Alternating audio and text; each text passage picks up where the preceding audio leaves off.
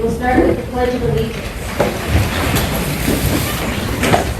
Allegiance to the flag of the United States of America and to the republic for which it stands, one nation, under God, indivisible, with liberty and justice for all.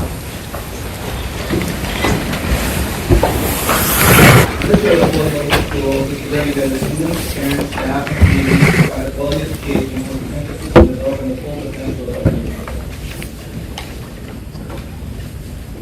At this time, you have an opportunity with an open forum for citizens to address the school board.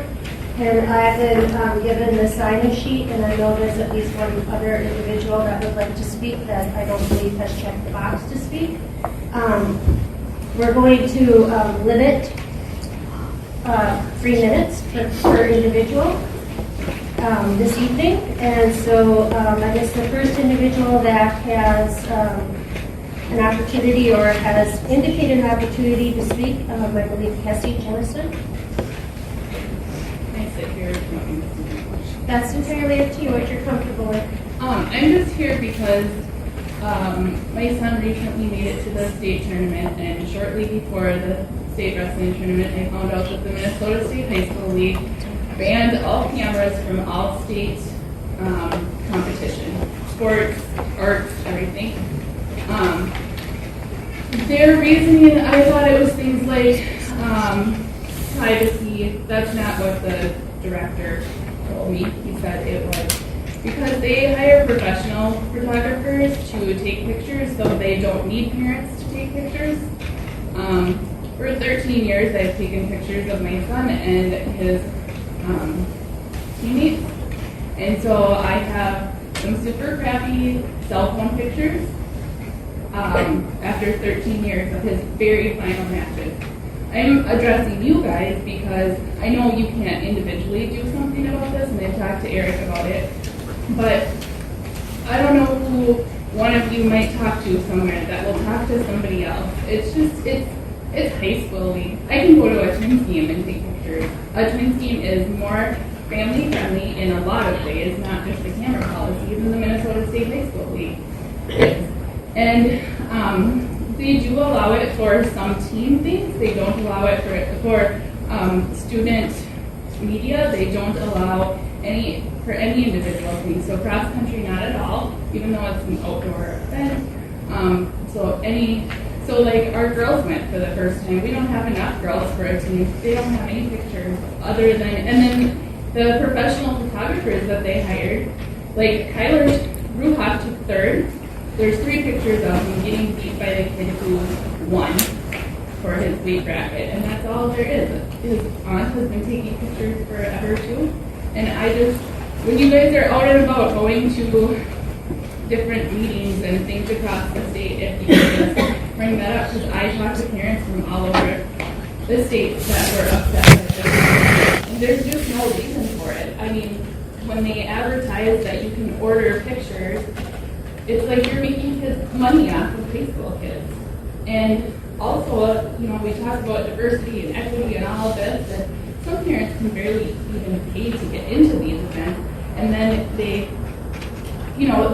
I have a nice camera, and I save money to get it, and I've given any picture that any parent has ever asked, I've given it to the yearbook, I've given it to, there's a couple of them have been in the paper, I've given it to other parents. I'm not doing it to make money. And it's just really sad that, and I know the Minnesota State High School League has everybody kind of over a barrel. You have to pay large fees to be part of it, but if you don't, then your kids can't play sports. But a lot of people on the board work in schools, just like the administrators and teachers. And so I just wanted you guys to be aware of that, because I was not aware of that until a couple of days before the state tournament. So that's what I wanted to speak about. Thank you, Cassie.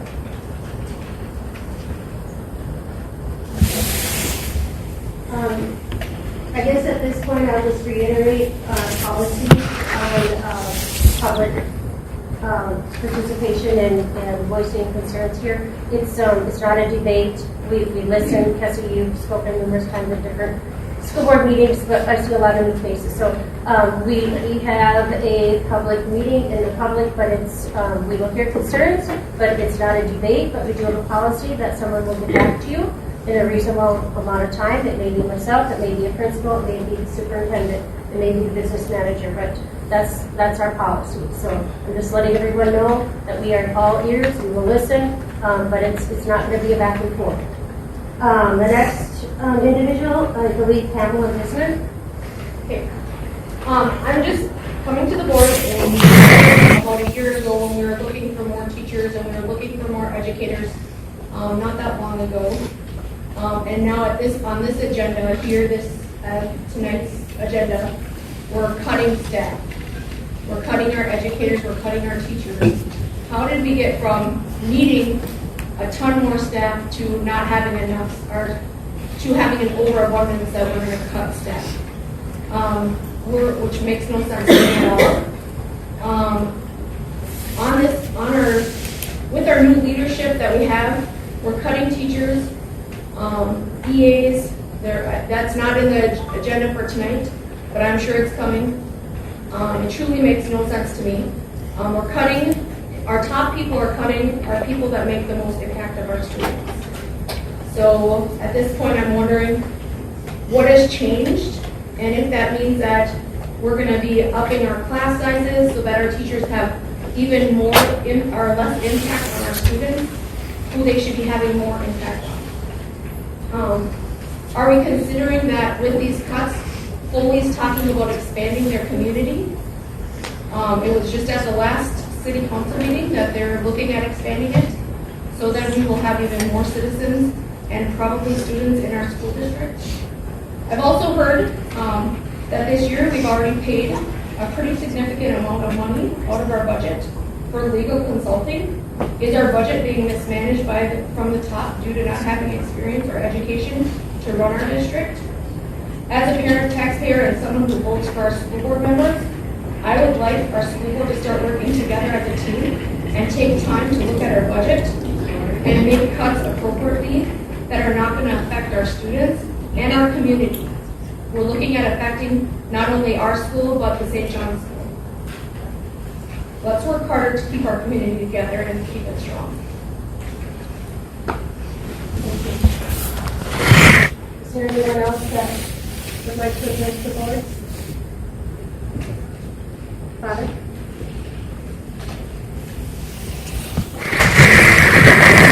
My name is Father Joseph Krakowski. I'm parochial administrator of St. Lawrence and Development, St. Marcus, and Clear Lake. I will dispense with some of the other things I've written about myself for the sake of time, and I'm happy to provide my written comments when I'm finished. I was not originally intending on coming here this evening. However, the events of the last 36 hours have heightened my senses, and I wish to present to you some serious concerns I have. For many decades, St. John's Area School and District 51 have enjoyed a healthy working relationship. I remember this all the way back to when I was a seminarian 18 years ago, and I was here in the community for 3 weeks. I'm concerned that that may be going by the wayside, especially with the events I experienced yesterday. As a result, I have two concerns. One is a particular concern, and the second concern is a general concern. The particular level, we discovered in number 12 of your agenda tonight that the resolution with proposed reductions, number 2 within that resolution being the elimination of what the administration has titled parochial academic support. I was always of the understanding that this was referred to as shared time. I am concerned with the elimination for financial reasons of St. John's Area School. This concerns me at a deeper level because when this was expanded a few years ago, there was some excitement on the part of the district due to increased funding as a result of our kids coming over. Now it is proposed to be cut altogether. Now I understand that financial conditions can change. However, the resolution doesn't bear out any detailed numbers with regard to this. As a result of there being little detail to the resolution with regard to all of the cuts, and this is my general concern, without any previous reference in previous meetings, It is curious to me how all the cuts are proposed and being asked to be voted on in one evening without numbers for the public to see. This is my general concern. My colleagues, Father Goldfauer, Father Laniger, Father Kaczynski, and myself deemed it necessary to inform our people of the particular cuts to St. John's Area School, in addition to express our overall concern over the general lack of transparency with regard to all the cuts. And so we wish to pose some of the following questions. Do the members of this board believe that the past decades of collaboration between St. John's Area School and Foley 51 have been beneficial for the community? How much needs to be cut? Over how many years? How do these cuts fit into and reduce overall operating budget for next year? The resolution given in number 12 lacks any financial information, much less a basic summary of the accounting so that the general public may evaluate it. As a result, in the public interest, we discerned we needed to make the public aware of this. We drew up a summary that the four of us followed. One additional thing I included in my public comments was that I personally am grateful for both my Catholic and public education. Without my public education, I would not know what I do about soil and water and natural resources. I further added that in being present to Foley Public Schools at different events, as I have been over the years, and getting to know the kids and families through my work as a priest, I'm very pleased at what I see coming out of Foley Public Schools. And asking these hard questions is me wanting to see this continue. It has come to my attention that there's a new administration here at Foley Schools. I had my first significant encounter with one of the members of your administration after Holy Mass yesterday. He was not at Mass, but was cooking breakfast with the the Knights of Columbus. As I was finishing my food, he approached me while I was still seated with others present at the table. He said, "I hear you are not happy with the cuts to St. John's School." I said, "Yes," but I said that the concern I had was deeper and that I was concerned with the lack of transparency. He said it was costing the district $74,000 more to educate St. John's kids than we take in, and I don't know if it's legal, he continued. I said, okay, well, the resolution doesn't provide that information.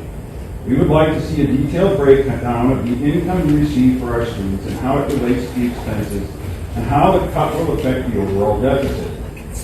He responded to me with, "Well, frankly, Father, it's none of your business." He then said to me, "We need to cut $1.2 million, and we have put that Father out there." Bukowski, I'm sorry to interrupt you, Yes? but we have a data privacy that we have to legally go by, and it could be determined who it is you're talking about. And so I'm going to have to ask you to be very cautious with your next statements. I was basically expecting something like, "Father, we would be happy to put something together and provide you the public details."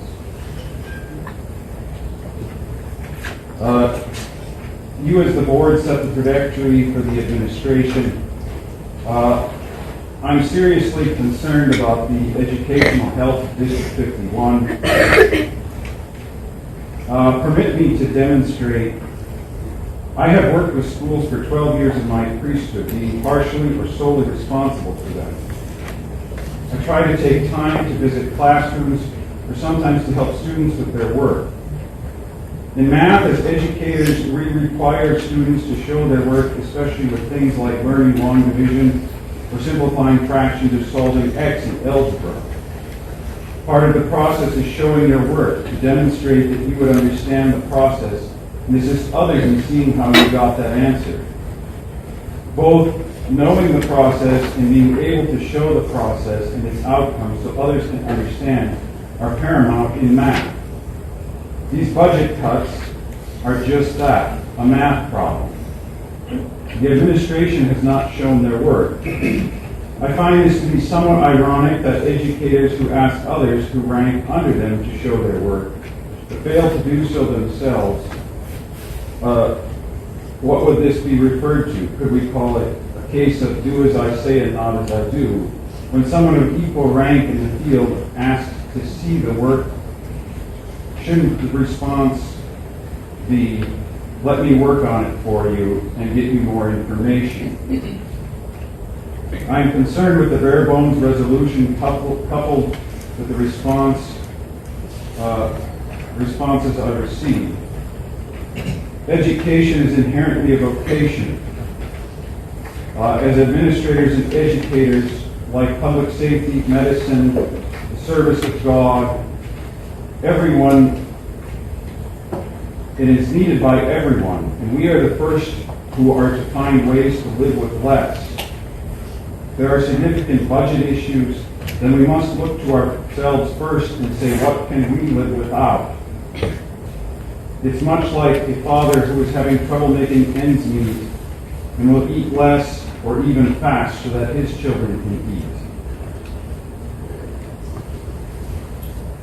As I mentioned in the very beginning, I have seen very good things coming out of Foley Public Schools. With a relatively new administration, I'm developing serious concerns about whether this will be able to continue long term. Therefore, I would propose the following. Since you, the board, set the trajectory, I will give you the opportunity to provide the numbers I have asked for, and they are in here. And I would like them provided in a public format that is clear, concise, and understandable. I'd like the numbers for all the cuts being proposed and how it relates to the general budget deficit and how much it reduces it. If there is special income that will be lost with regard to any of the line items, there was other cuts in there for Spanish and Phi Ed, I want to see the math. I would ask that these numbers be provided to my office on or before noon on SPY Wednesday, March 27, 2024.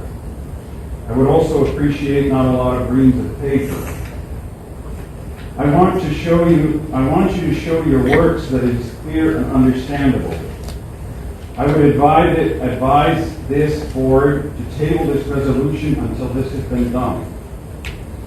You choose not to provide myself to the public with this information by Wednesday, March 27th, or if you do not table this and vote to accept this incomplete resolution tonight, you will leave us with few alternatives, such as contacting the state of Minnesota and requesting we begin a formal audit. I also do not fear if shared time is legal or not. If it's not, then we need to straighten out and live in the truth. I'm sure the state would be willing to tell us when they come. This has been an issue that has come up at the busiest time of year for us, the anniversary of when our blessed Lord suffered and died. I see in this some small share in his suffering for all of us as the people of District 51.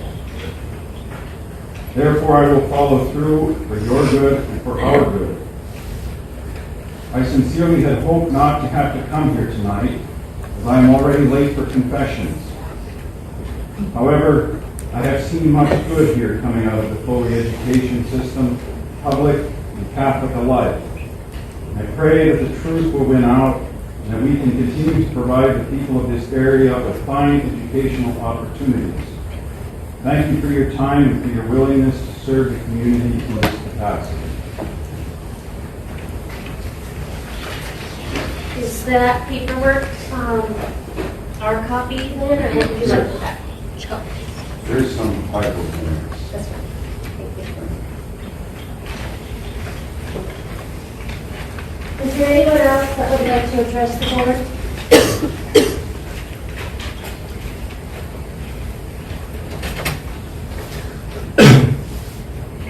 Yep, go ahead.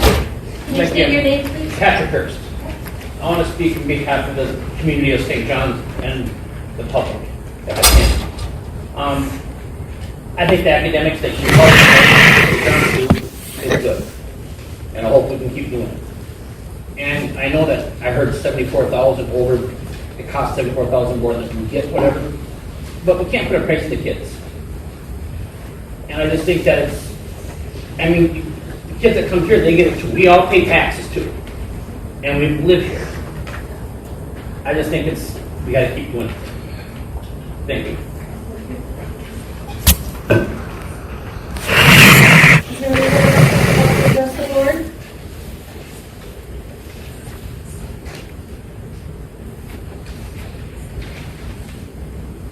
All right, thank you.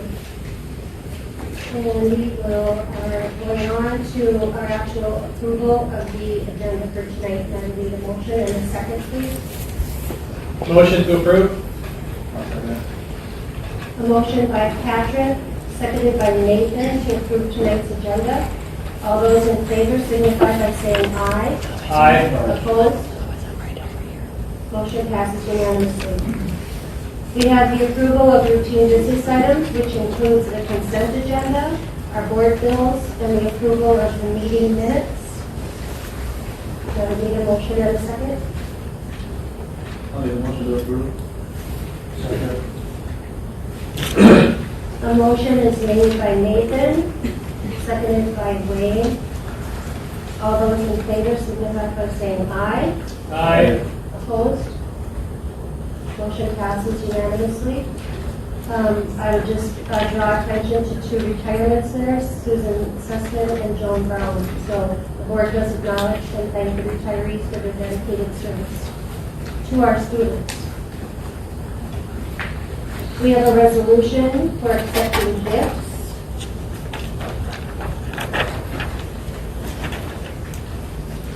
And I'll just kind of say the first one that I'm going to read off are the designated purpose is for the Foley Community Connect Expo, which will be held on March the 23rd from 8 until 1. So Compeer Financial, $100 donation. ALBX Inc., Auto Video Extremes, $250. Robert Kuhlman, $250. First National Bank of Malacca, $250. Foley Chamber of Commerce, $500. Fred's Embankment Trust, $100. Inax Manufacturing, $100. Blue Cross Blue Shield of Minnesota, $500. UCare, $250. Dewey Street Dental, $250. Medica, $500, and Federal Co-ops, $500. We also have donations from Vernix with $200 towards beverages for the 6th grade I Love to Read Challenge celebration. Maywood Covenant Church has donated $500. It's a value of miscellaneous items for our students at Foley Public Schools. Gustavus Church, $350. And that is designated to go to the Unified Club. And the district certainly appreciates all of the financial help that we've received on these donations. And I would need a motion and a second to accept the resolution. Second.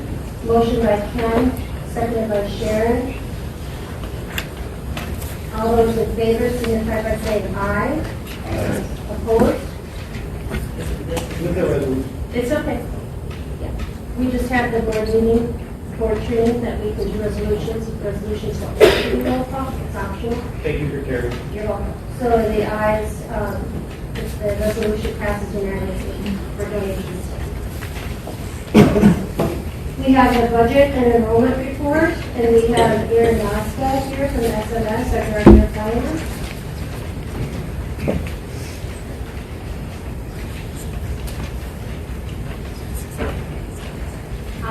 If you look at the March column, you can see our enrollment is actually continuing to remain steady. It looks like we've gained a few in the elementary. We gained one student in the intermediate school, and we did lose 3 in the high school. But overall, our enrollment is remaining stable at this time.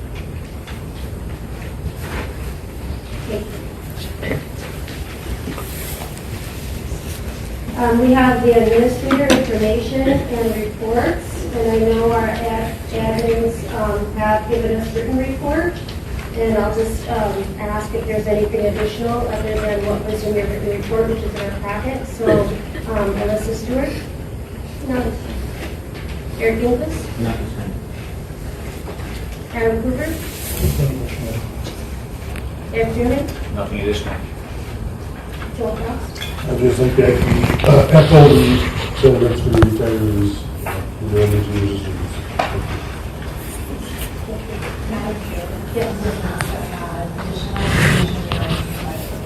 Sure, no, sorry. The budget report looks a little different than it has in the past. I am working on a new budget report that is similar to what I've shared in the past. I just did not have time to get that taken care of before the board meeting. But I just wanted to show how, as currently this year, we have spent $13.6 million in the general fund, $971,000 in food service. Community services is about $630,000. Debt redemptions, paying of our debt, we didn't pay anything this month. I apologize, this is year-to-date payment. Currently, year-to-date, all of our funds included, we've spent $16.9 million, and we have received in revenue currently $13.4 million, leaving us with, oh gosh, I'm sorry, you guys. I'm reading next year. I was down too far. So last year, we spent $16.9 million at this time, received $13.4 million, leaving us deficit spending $3.4 million in February of last year. This year, we've spent $18.5 million, and we've only received $16.1 million in revenue, showing a deficit of $2.4 million from the beginning of the school year through February.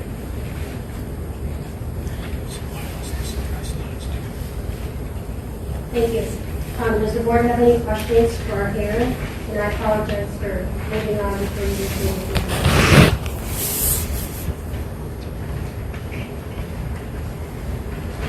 Thank you. We will go on then to the superintendent evaluation. So on March 4th, with MSBA, the Foley School Board Association, as a guideline, we had a mid-year or 6 to 7 month just a dialogue, a check-in with our superintendent, Dr. Trish Perry. At that time, she did provide us with her goals, and these goals were set, I believe, with the previous board chair, and they included budget work, climate, and instruction. And so just to highlight some of the things that we talked about and touched on that night. So regarding the budget, which was a priority goal, it was to work within the budgetary guidelines as set forth by the school board, and it is our goal to maintain a balanced budget. It was at that time, within the first 6-7 months of employment, it was determined that the bus contract that we had with Strollers was not fiscally, financially stable and in the best interest of the district, and that was terminated. It was also recommended a shift to SMS based on qualifications and needs of the district, and this is regarding our director of finance. The district also faced a resignation in payroll, and we worked with staff and recommended using SMS as a cost savings to the district as well. All ESSER funds were drawn from our account, and ESSER was our COVID money, and we've used all of our ESSER funds at this time, I believe, and part of that was used for our late bus, which was, I guess, also an activity bus, and when the ESSER funds were used, it's not sustainable to continue that service that was discontinued earlier in the school year. Also, presentations on school finance were presented to our staff. The second goal was climate in our district, and the goal is to foster a positive working environment and promote open communication and transparency. And beginning in July with her employment, she met with a number of stakeholders and reported findings to the school board. And it's also, we have a goal to improve and provide efficient communication, and are sending a monthly newsletter to staff with important information, and also a monthly newsletter to our parents. A goal for instruction was to support and implement research-based initiatives that promote student learning and academic achievement. And some of the highlights that we touched on that goal was an updated curriculum review process, a curriculum lead team was formed, and making scope and sequence a priority as we're doing that category. So this is just a discussion, kind of a reiteration since we had a closed meeting and going through with what was discussed with that. It was a 6 or 7 month, just a talking point, kind of an informal review. Dr. Terry, do you have anything to add to that? Okay. Madam Chair, may I just, Yes. for our public, we have a set of board norms that we drew up some 18 months ago. And part of that was scheduling reviews and goals with the superintendent. So what we just described, what was just described by our chair, is our check-in point with another year-over-year annual review goal study that will occur during the summer months. The idea is that that's the main review, that we have a check-in kind of at 6 months or so in. So that is part of our board norms. And working with Dr. Terry then to get on that schedule and all that. Thank you, Patrick. We have had numerous board committee meetings, and at this point we'll have a recording of those. I guess I'll start. We had a Foley Area Community Foundation meeting. We met on March the 13th. Topic of discussion was fundraising, and the plan is to hold a pickleball tournament on the Tuesday of Foley Fun Days, with proceeds of that going to Foley Area Community Foundation and the scholarships given to our seniors. Foley Athletic Booster Club also met. Sharon, do you want to talk on that one? The last Foley Athletic Boosters meeting was March 6th in the FHS Media Center. Discussed was the Night of Excellence, Hall of Fame, raffle tickets, and the 5K. The next meeting will be called when needed. We also had a health and safety meeting. Any committee members on that? I was present. We just discussed workman's comp claims, just some other facility projects as well. Okay. Board member Rubinsky serves on that committee as well. And also the wellness committee met, is my understanding. She also serves on that committee, and unfortunately, I was not present, so I cannot provide an update, but we are meeting again, I believe this week. And we also had a finance committee meeting, which we met on March the 11th, and we went through a budget presentation, and we had in-depth conversation regarding our budget and our current financial situation. So there's been a lot of committee work done regarding our budget.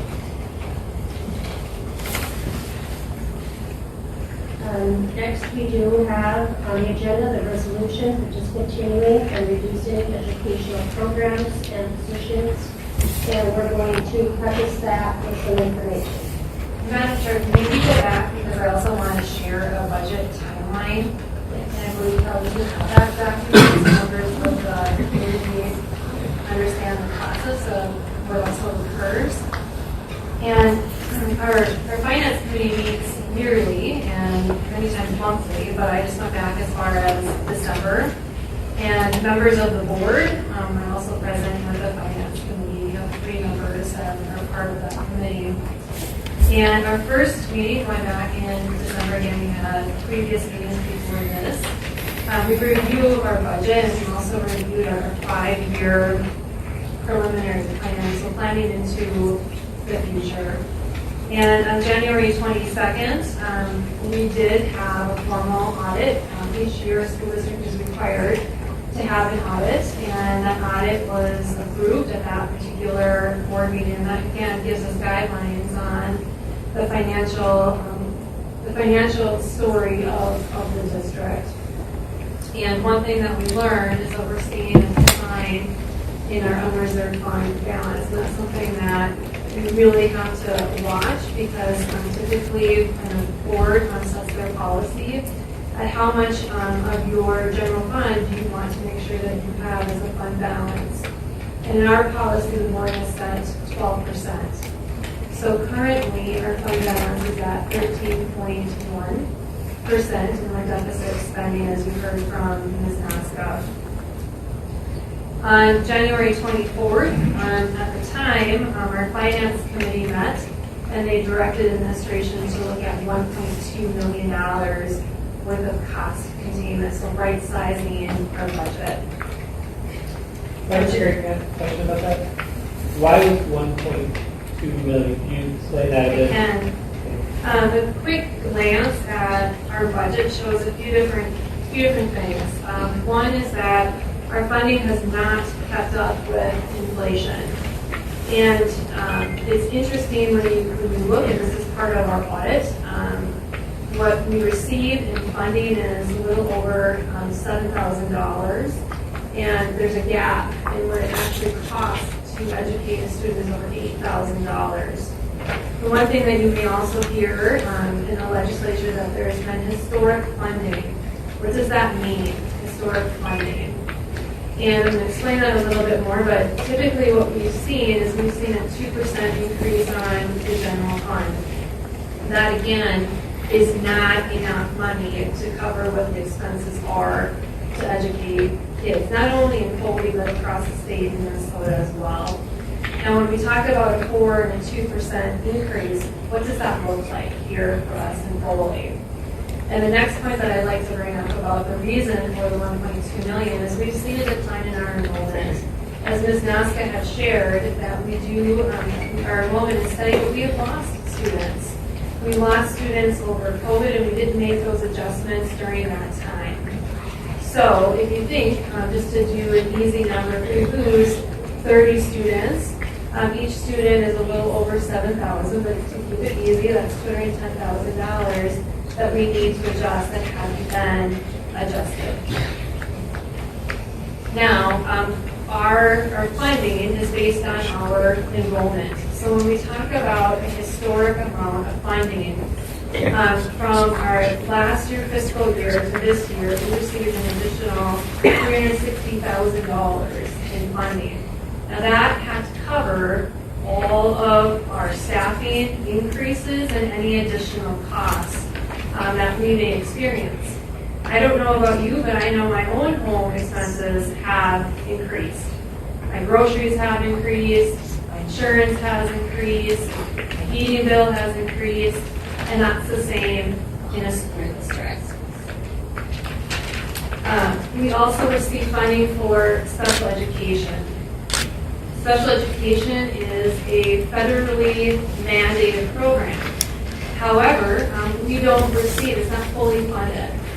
So you may have heard a term called cross-subsidy. And it increased in the cross-subsidy, which is true. We did receive additional funds. However, those funds do not cover the costs of what our special education program costs our school district. We also saw a reduction in federal funds.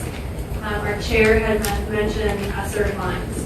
During COVID, we received approximately $2.7 million in COVID relief funds. About $888,000 or so was used to help support our staff costs. We don't receive that funding anymore. And then finally, we don't have an operating levy either. So those are the reasons that attributed to $1.2 million. Now here are options. If we don't do something now, this problem isn't going to go away. And I understand that there is going to be housing development in Foley. And I'm excited for that to happen. But that's not going to happen next year. That may not happen the year after. And if we don't act now, if the board does not do something, we will see our unrestricted fund balance that will go away. So remember what I told you, it's a little over $3 million. So subtract 1.2 million. Subtract another 1.2 million, that happens again next year, in fiscal year 26. We're talking about fiscal year 25 for $1.2 million. We won't have a fund balance anymore. So what does that mean? That means that we go into statutory operating debt. We don't want to do that. That's why we're here tonight, to make the really tough decisions. And what that means if we go into SOD is that the state comes in and they tell us how to spend our money, how to educate our kids. And that's not something that we want to happen. So that's why we're at the point that we're at right now. On January 29th, there was a budget presentation to all the buildings, and we called that School Finance 101.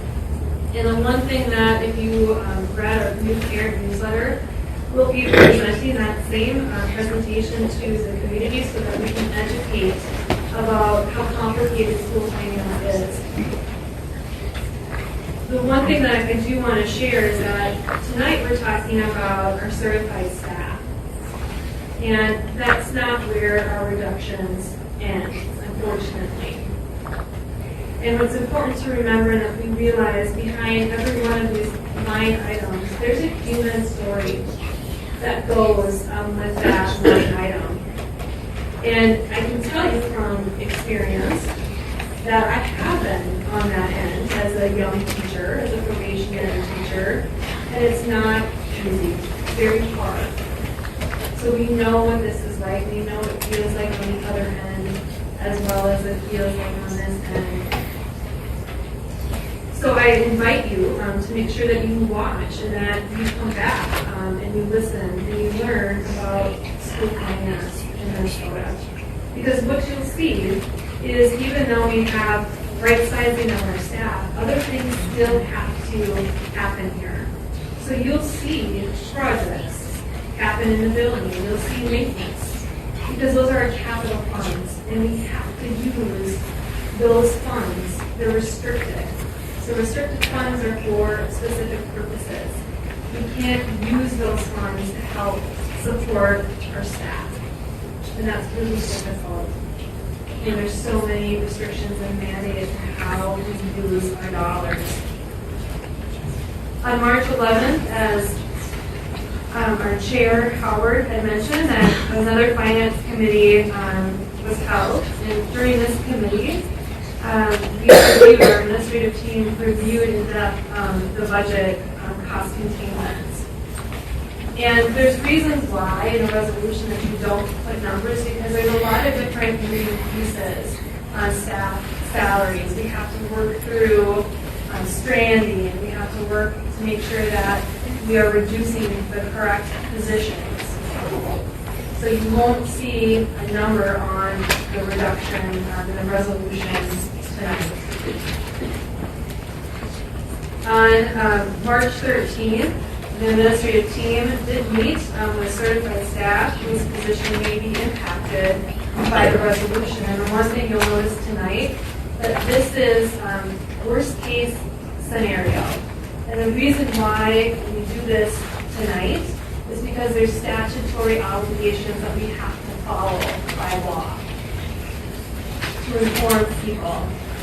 And then also if there's any, what we would call a tenured teacher, they have rights to hearings. So we have to make sure that we follow the timeline that's set by law.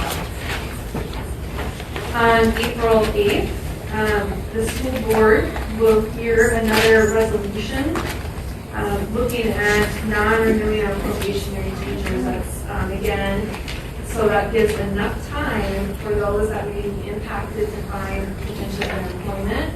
But there's also a chance because one thing that we learned in School Finance 101 is that enrollment can vary. So things can happen during the summer, and if we gain extra enrollment, we call teachers back. That's something that is very normal that happens. In mid-April, we also have to, remember, we're only looking at our certified staff. There's other cost-saving measures that will happen. And we will be working through our directors. And again, we have different union contracts, and those contracts have to be reviewed to make sure that we're following the requirements as set forth in layoff notices in those contracts. And then again, in mid to late April, you'll hear and you'll see in the public that we'll be scheduling meetings. So we will invite people to come in so that they can learn more in detail about school finance, as well as how this is operating and the impact that these reductions will have. I will be very transparent. Will the reductions, will they hurt? Absolutely, they will hurt. They will cause us to do things differently than what we normally would do and that we'd like to do. And I can tell you that we're not the only school district that is facing this. So the one recommendation that I can give to you, because I appreciate you coming here and sharing your feelings, is to contact our local legislators and tell them what this means to us here. Because historic funding is not truly historic funding. I have one more question. You mentioned an operating referendum. Can you explain what that is? And that we don't have one. Can I talk about that? Just to give a little overview. Sure. An operating levy, that is something that is board approved, and that would provide additional money to the school districts. And our community, what the per pupil average is in the state of Minnesota, we're $300 less. So what we're doing here, other schools are getting $300 more than we are. And so there's two different ways to look at a referendum. One is for one's a levy. Levy is for learning. The second is bonds. Bonds are for buildings. So imagine what we could do if we had those additional funds. So think about, even if it was for the state average, $300, multiply that. I can't do those math fast enough. 1,800, or a little over 1,800 students times $300. That would be additional funds that would come into the school each year for a certain amount of time. The levy could be 10 years, it could be 5 years.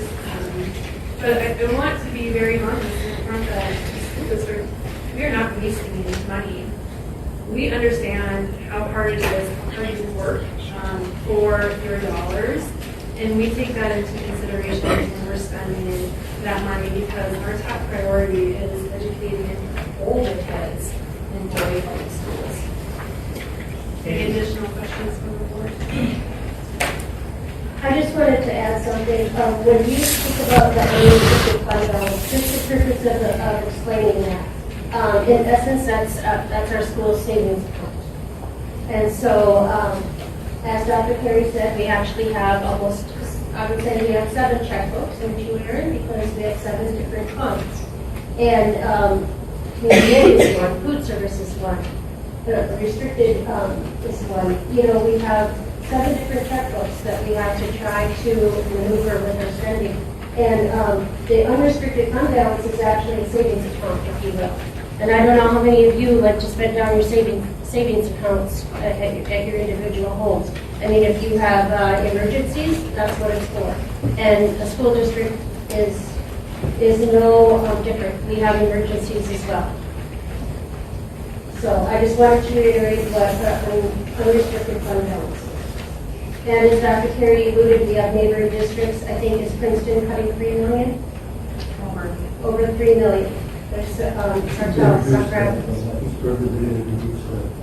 They're able to reduce that number. Mr. Roman, is that what you told me? Great for Still like it's 2.8 Princeton. million. Thank you for the time, Gordon, and talking through our budget timing process. We do have a resolution as stated for discontinuing and reducing educational programs and positions. Madam Chair, may I add one more point the resolution, because I know that we have in our audience that they're concerned about the parochial academic support.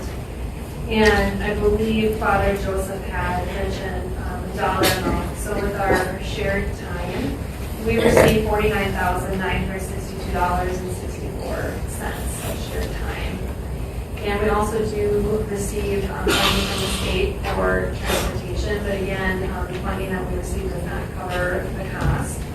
And as Father Joseph had said, that our costs that is costing us, public school, is $75,189.84. That's what my glasses on, 24 cents. And the one thing that I have heard time and time again is that St. John's kids are our kids too, that they're going to be part of the public school. And the one thing that's clear is that there is a history. And we can't continue to do the way that we're doing it now because we can't afford $75,000. But what I'd like to offer and what I'd like to suggest is that if we are to continue the relationship with St. John's, it may just have to look a little bit different, that we can't send instructors to St. John's. However, St. John's kids can come into our school system to take classes that look like. We have to develop a policy. We don't have a policy in place right now. We have to set some parameters about what that would be. But there is a chance that may work. So we're not closing the door, but we definitely have to, like I said, do some things differently. We just simply can't afford the $75,000. And I want to remind members of the board that if we don't look at things differently, then something else has to come from this end. So it's really important as fiduciary agents of the school district that you take that into account as you're voting for the resolution. Dr. Terry, could you expound at all on the legal issue that Father mentioned before too, just in case anyone's not aware? Sure. The legal issue dates back to 1944, and there was an Attorney General opinion, and it doesn't provide much guidance, and the guidance is discretionary, so it really is to the public school, but at the same time that we cannot discriminate against students either. And so, again, we want to honor the relationship that we have with St. John's, but it will have to look different. And that is also due to the legal issues that we have to make sure we're following. So are you saying that we're going to remove the parochial academic support from this resolution? No. So there might be something, you're working on a way to bring something else that is not, it's not going to be the exact same, but it's not going to be nothing. That's what you're trying to find today. My recommendation would be that this is a cost savings, so we can't afford the $75,000 to send all our staff there. However, we may be able to work out that kids can come onto this campus. But again, the recommendation would be that we as a board does need to develop a policy on what that would look like, specifically setting parameters around class sizes and so on in our space issues here on this campus. And just for people in the public who are curious about our policy process, we do have a policy committee and things feed through and then come up to the board and go through, there's a whole normal process for it. Correct. It would be fair to say that it makes sense for their administration and our administration to work on all this shared time. That'd be the next step. Bring a solution and help us solve the problem. And in our schedule, and I don't work on the scheduling aspect, but we would have to do a deeper dive into the schedule to see what would work for St. John's as well. There's a lot of moving pieces in the end of the class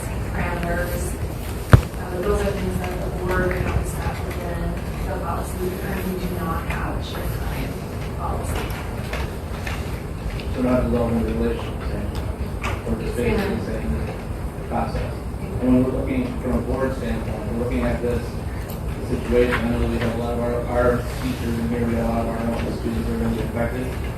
So it doesn't make sense to me to cut additionally inside of here while looking at that. Right, Nathan, as you said, I think it's an alternative. We're looking at alternatives. We're looking at workarounds. It's just not sustainable to our budget to take the $75,000 hit year after year after year. It's not sustainable for us. I am personally, I want to say thank you for, I know you've been racking your brain for quite a while trying to figure out some way to still work with St. John's. And, I've talked with you before tonight about this. I think you look at so many angles. I want to say thank you. I know that's not something everyone gets to see that part of. I also want to thank you for trying to explain that tonight. Well, I think it would have made a lot more sense. We're telling you now, we're going to discuss with them. The same thing with our own staff. It would have made a lot of sense to ask for comments and ideas and have the dialogue before so we know what the options are instead of this hindsight. It's not a good MO. Sharon, I will say that we did, both Ms. Naska and I presented twice to staff, and we did ask and seek staff opinion and invited any ideas that they may have to email. And I also know in different building meetings, discussions have had as well. There's been previous discussions with Mr. Smith, I think. Okay. And then getting back to our legal findings here that we found out a little bit more about shared time. Our attorneys have been working overtime on trying to look at past attorney general opinions, and it is extremely difficult to keep looking back because they're like Dr. Perry said, this goes back to 1944. So the answers to some of these questions are not at anybody's fingertips. So therein lies some of the time constraints. And as it was alluded to in the budget timeline, we have to follow the union contracts on how our staff receives information and when they receive information and how they receive information. Can I say something? Board that we're on is a representative board of the community. I am a former teacher. I taught in the school district for 31 years, and myself and many of the other teachers I think helped make this place, as well as the public and everybody else, made this one of the finest religious statements. So I really sincerely believe this. But it's a tough job being on the school board. There's a lot of tough decisions to make. I'll also make the point that I am Catholic, as probably are many of the people on this board. It's not part of the question. I served on the church council for many years. My kids all went to St. John's for school. I have a lot of the same questions as Nick brought up and Father Kowski brought up. I met with Dr. Perry today. I listened to what she had to say. And I really honestly feel these cuts that she's talking about are unnecessary. We can maybe work around them, but it's something that we have to do. And as far as I talked to Father, our priest, Saturday after Mass, and I said, we're separated from church and state. And what we do, we have to keep it separate because we are not promoting religion, and yet on the other hand, we cannot hurt religion. And this is hopefully not any way of hurting religion at all, but it's a fine line that we draw in this country. And separation from church and state is very important, but religion is very important also. And the last thing I'm mentioning to a priest is that, unfortunately, and very unfortunately, it all comes down to money. And there's not much we can do about that. So what I'm saying is what I've seen and what I met with Dr. Perry today, the cuts are necessary. Now maybe we can talk and work around some things, but I don't know what else we can do. And I will mention, most schools do the referendum for a levy. And we have been very fortunate in this community for forever of not having to do that. Because yes, that is more taxes. But if you live inside the actual town of Foley, your taxes have already gone up because of water. And, we take very seriously the idea of tax burden. When we talk about a levy, that would be like November of this year. There are so many steps and process and research that we are nowhere near any of that. But that said, if you're thinking, hey, you know what, I don't like these cuts, maybe, it doesn't hurt if people begin thinking and educating themselves on this, at all. Doesn't mean we have to do something, doesn't mean we don't have to. But there very well may come a day we have to do that. And I want people to understand that the board, they takes that very seriously. The idea of adding on to the tax burden of our community is not something that we would just see, flip a switch and do. It take a lot, not just a lot of work, but we take it very seriously because we feel we are stewards of the community, trust and money. As the resolution is presented to us, the parochial academic support is, of course, not the only item on here. There are 9 items on here, both public and non-public education. And there have been many, many, many grueling meetings, discussions, work, digging, a lot of research, and none of this comes to us frivolently, or flippantly, or without any thought. Stephanie Raditsky is a board member. She could not be here tonight, but she did ask that I read a formal statement from her prior to this resolution. She is a non-voting member tonight. She does state, as board members, it is our fiduciary duty to ensure the district has funds to pay for bills. We are elected by stakeholders to make tough decisions and to do whatever it takes to keep our budget aligned. If there's no further discussion, I'm going to read the resolution, and then we would need a motion and a second. So the resolution comes to us stating the resolution is continuing and reducing educational programs and positions. Whereas the School Board of Independent School District 51 adopted a resolution on March 18, 2024, directing the administration to make recommendations for reductions in programs and positions. And whereas said recommendations have been received and considered by the School Board, be it resolved by the School Board of Independent School District 51 as follows, that the following programs and positions be discontinued. Elementary classroom K-5, 4.0 FTE, parochial academic support, 1.5 FTE. Math, 1.0 FTE. English, language arts, 0.5 FTE. Phy-Ed, education, health, 0.3 FTE. Spanish, 1.0 FTE. Art, 0.20 FTE. Social studies, 0.25 FTE.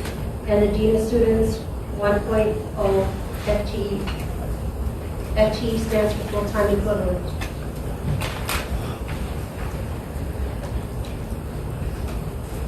I need a motion and a second, please.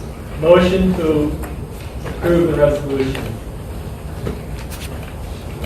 Seconded by. Motion is made by Patrick to accept the resolution, a second by Wayne. All those in favor signify by saying aye. Aye. Opposed? Motion passes. I want to say I've never hated a motion I've made one. But sometimes you have to do what you have to do.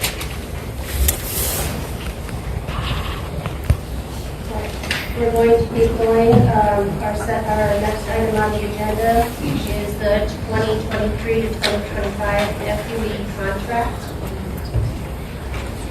FUE is Foley United Educators, their teachers contract, the license contract. I would like to say say thanks to those who served on the committee.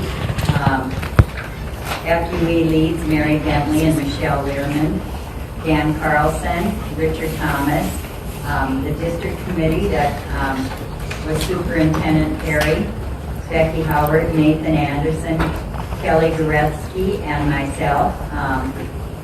Special thanks to our very capable mediator, Tiffany Smith. It was a fair settlement,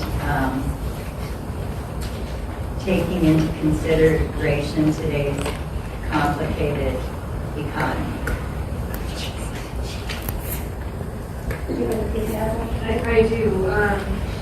As we review the settlements, again, I want to echo Ms. Gitka's note card because it was a process, but one thing that I would like to say is that we were able to maintain a very good relationship throughout the whole process between representatives from FUP and from the school district. And we worked, our final meeting was 17 hours, and we were here till almost 1:30 in the morning. I can say that it's the longest I've ever been in school before. Maybe when I was in high school and blocking, but not actively having work. So we both were committed to the process and really followed the guiding principles that were set both from the district as well as from FUP. And so our 2-year total package was 12.08%. And there were salary increases of 5 and 5, and then insurance increases as well. And then also a 403 match increase cap from $35,000 to $40,000 for the highlights of the contract. All right, this is a discussion action item. Was there any further discussion on the FDE contract? I'm just going to say I was not involved with the contract at all, but I'm looking at the results here, and I talked to a lot of school districts in the area, and we are within that range, or even a little bit better, for 5 and 5. So, but the bad thing, of course, is the insurance is going up every year, and that is, I don't know what to do about that. It's we're not under our control at all. But it looks to me, from what I see here, from what I hear, a decent settlement. I would need a motion and a second. Second. Motion is made by Nathan, seconded by Sharon. All those in favor signify by saying aye. Aye. Opposed? Motion passes. Moving on to our 2023-2025 principal contract. I was on this particular committee along with Ms. Ruditsky, but we're principals, and I think in my second round of negotiations, I think it's kind of the quickest negotiations I've ever been part of. And very good conversations all around. Do you have anything to add? Yeah, our 2-year settlement was 9.10%, and so again, salary increase of 5 and 5, and then insurance increase of 1.1%. In year 1, year 2 is 3.1% increase, and then we also increased 403 match and then increased the cap as well. Those are some of the highlights from the whole settlement. All right, I would need a motion and a second. Comment? Sure. Years ago, I was considering becoming a principal. That was my next step. I discussed it with my wife, and she told me she didn't want to be married to a principal. So I got to give these guys a lot of credit because it's a tough job. There's no doubt about it. So I just want to make that comment. I would need a motion and a second to approve the principal contract. Motion to approve? Second. Motion is made by Patrick, seconded by Wayne.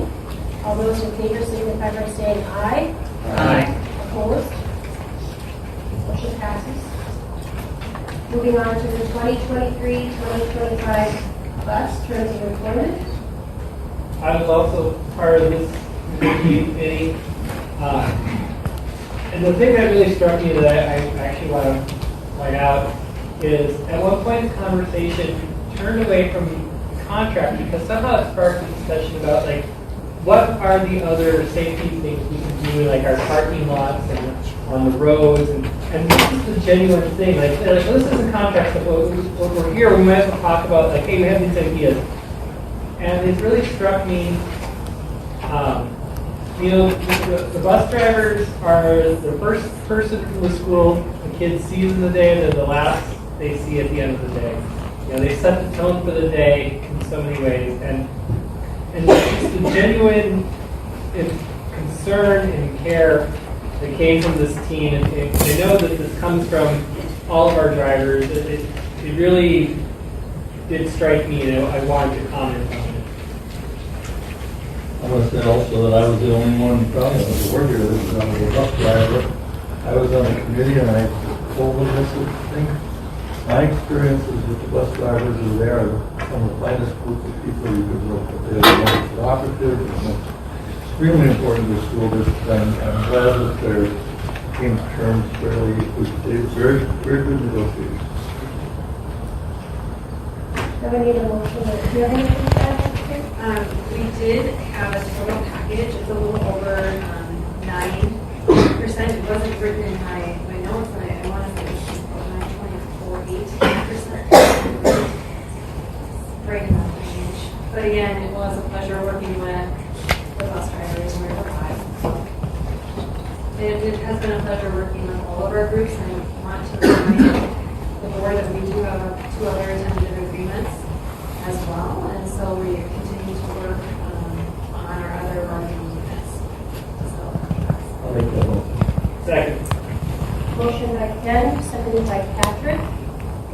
All those in favor signify by saying aye. Aye. Opposed? Motion passes. And as board chair, I would also like to thank the negotiation committees all the way around the tables for their time and their perseverance. We have in our board packet meeting events and notices, and our next regularly scheduled board meeting will be on April 8th at 6 p.m. And we have an opportunity for board member comments. Sharon, would you like to start? Sure. Thank you to our retirees, Joan Brown, for bringing beautiful music in a very special way to us.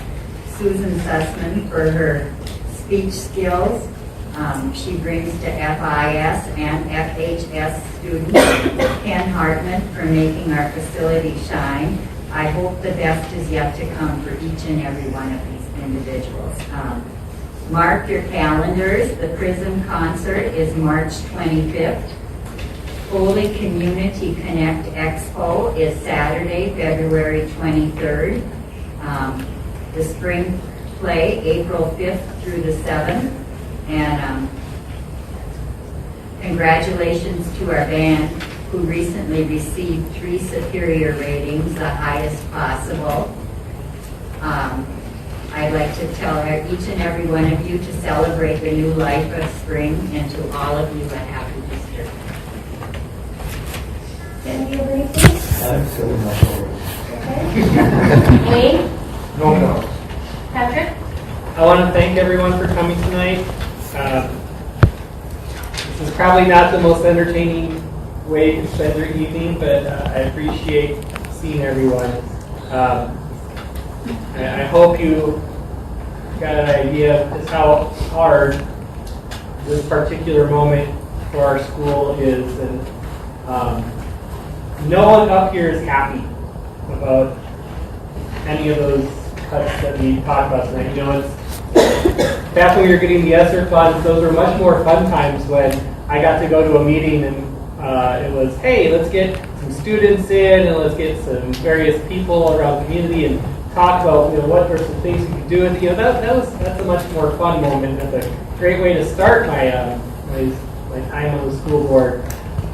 Here's the other end of it, when the funding situations change. So I can remember as a student, teachers being, having there were cuts and stuff too. And seems like the ebb and flow of anything. And we weathered it then, we'll weather it now together, and it will get better again. You know, we will pull together and we will get through, and it may not be what it was. The only constant in life is change. But I want to say thank you, and I hope at least you may, our friends from St. John were walking away heartened that we are still looking for ways. The relationship hasn't changed. We are trying to find a thing to change it to rather than end. So I hope that's heartening, that this is not the ending, this is the new beginning of the way. And I also would like to thank all that are in attendance too. Appreciate that. And I would like to have a motion.